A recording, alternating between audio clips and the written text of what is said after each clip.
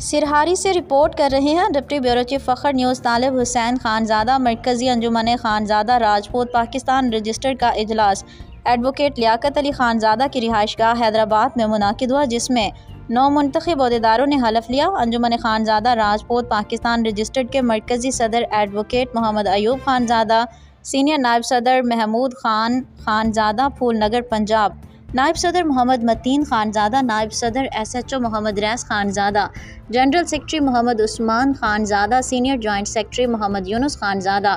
Joint secretary Muhammad Murad Khanzada, secretary مالیات محمد طیب خانزادہ، جبکہ secretary نشر و اشاعت طالب حسین خانزادہ منتخب ہونے اور ان کا حلف لیا گیا کہ وہ اپنے برادر کی خدمت کریں گے، بلا رشتہ داری، صرف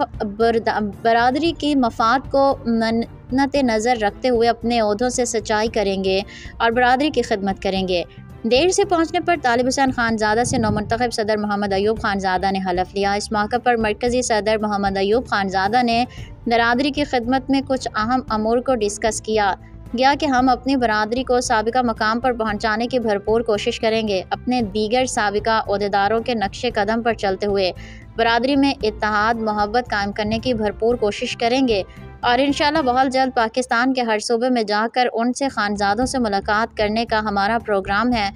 اور انجمن خانزادہ راجپوت کا یونٹ وہاں کھولنے کا بھی ہم پروگرام رکھتے ہیں۔ ہمارے خانزادہ بلوچستان، KPK، پنجاب، آزاد کشمیر میں بھی آباد ہیں، جبکہ بڑی تعداد میں سندھ کے مختلف شہروں میں بھی آباد ہیں۔ ان سب کو ایک تنظیم کی صورت دی جائے گی۔